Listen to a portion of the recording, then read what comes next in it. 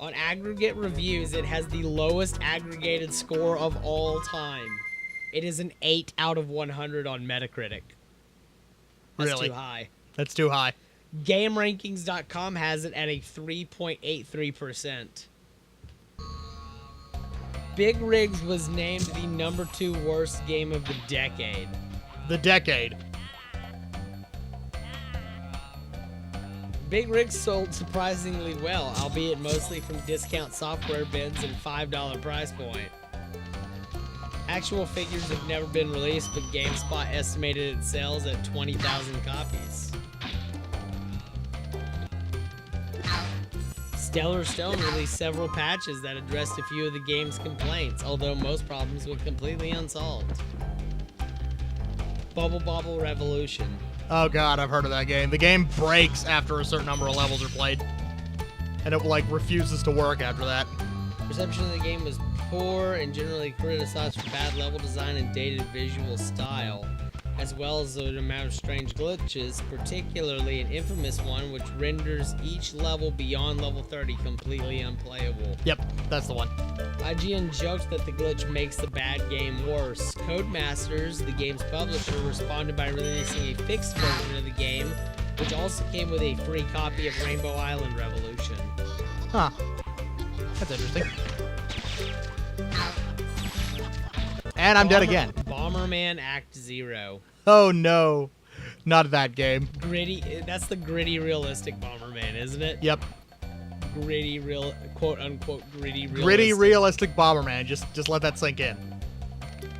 Not cartoony, fun Bomberman. The series with the bad guys that are known as the Higgy Higgy Bandits.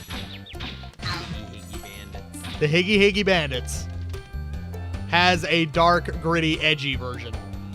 Sonic 06. Video games, everybody. Sonic 06. We'll get to that eventually. You think you're funny, motherfucker? We will definitely. Oh, that's where the fucking treasure chest is. It's up there. Yeah. I've been spending like, I'm gonna waste a fucking episode looking for that fucking treasure chest because I can't find I it. forgot how to get to it. You gotta go up here and glide. Nope. You had one job, Spyro. So that's 3 lives lost to Magic Crafters? Dude. Game trailers criticize the story of Sonic 06, saying you may as well be better off reading an internet fan fiction. That's basically what it is. The game was ultimately listed as part of its top 10 disappointments of the decade. I've literally read Sonic fan fictions that were better than the story of Sonic 06. Yep. That is, like, undeniable. All right. We're done here. Awesome. Finally. I'm gonna go do the flight level. Ninja Bread Man. Ninja Bread Man. Just Dance 1. The first Just Dance was bad? Apparently. Wow. It was listed as a mediocre rhythm game, and IGN gave it a 2 out of 10. Yeah, that's a fucking wonder considering Ubisoft considers it one of its biggest fucking franchises now. Yeah, I mean... We're gonna go to the flight level IGN gave first. it a 2 out of 10, advising players, do not buy this game. Do not rent this game. Don't even look at it on the shelf. Don't even think about this game. That's harsh, dude. I've never fucking played harsh. the original Just Dance. I bet you that if they went back to review that game now, they might not give this bad a score. Now, if I were to... Now, I can't openly criticize Just Dance because I would say it's the same thing every time. But then again, I fucking love Guitar Hero and Rock Band, and those are the same thing every time. Yeah. Leisure Suit Larry, Box Office Plus. Oh, God. That is not... no, that probably is the worst Leisure Suit Larry game. Magna Cum Laude is pretty terrible. Pretty terrible. But I feel like Magna Cum Laude at least has some redeeming aspects. But neither one of them compare to the old school Leisure Suit Larry games.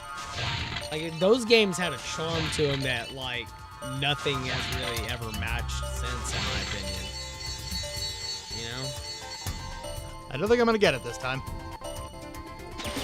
Suicide Dive! Box Box Office Bus got a 17 out of 100 based on 11 reviews. Wow. It was really published by Codemasters. Yep. Basically, anything that says Codemasters on it is not a, In Teen 17. They bought the franchise's IP from Activision Blizzard. Yep.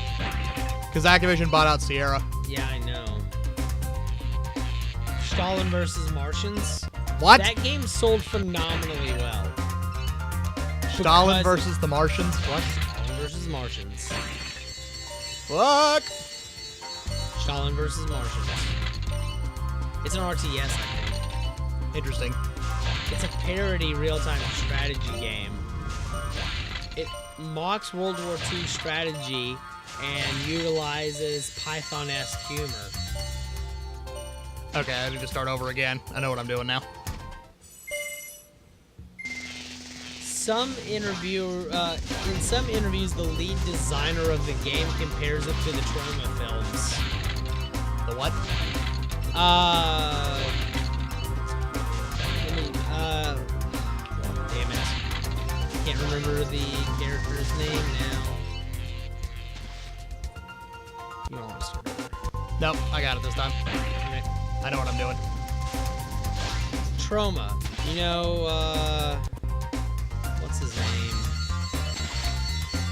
Toxic, the Toxic Avenger. Oh, Toxic Avenger? Yeah. The Trauma films. Oh. Just like horrendous B movies, you know? Uh-huh. I got you. Ju-on the Grudge, the video game. Really? Apparently it's terrible. Rogue Warrior. Never even heard of that. I've heard the name, but nothing about it. Tunnel Rats 1968. Based Wow. on a Vietnam War film of the same name directed by Uwe Boll. And that should tell you everything you need to know about that game. There's a video game Based on an Uwe Boll film. Boll film. I must own this movie, and I must own this game. I have to, dude. I just... That sounds like the perfect storm of terrible. Yes, it does. What was it released on? Let me see. It's gotta be like a PC. It's a PC game. Of course it is. Developed Because there's by this some Replay shovelware that doesn't Studios. make it to consoles. According to an interview with Uwe Boll, the game was meant to be released on the 360, but never saw an official release. I bet if you The dug story around in takes the... place after the movie's events. Oh my god, dude. I bet if you dug around on the fucking Xbox Live Arcade Indie section, you could find something similar.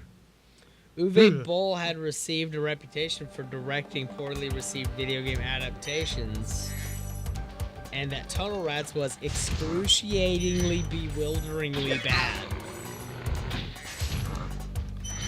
The reviewer of Rock Paper Shotgun was unable to make it past to the second level due to bugs. Wow. Dude. I mean, there's bad and then there's just shit. Games Radar called it a nauseating mess from start to finish, but jokingly claimed the game was better than Uwe Boll's films. It's not saying much. That's not saying much. There's a lot of things in this world that are better than Uwe Boll's films. Yeah, like gouging your eyes out with thumbtacks. You'd still have a better viewing experience than you would both films. Yep.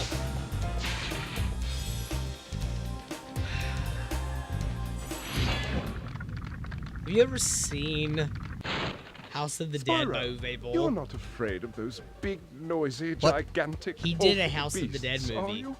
Oh, did he? And then Oh, yes, yes, he Think did. so? He also did Blood Rain. The Blood Rain movie's not that bad in my opinion. No, but it's got one of the most bewildering casting choices. Yeah. Meatloaf is in that movie. He loves that movie. Meatloaf's in that movie. Isn't he a vampire? Yes.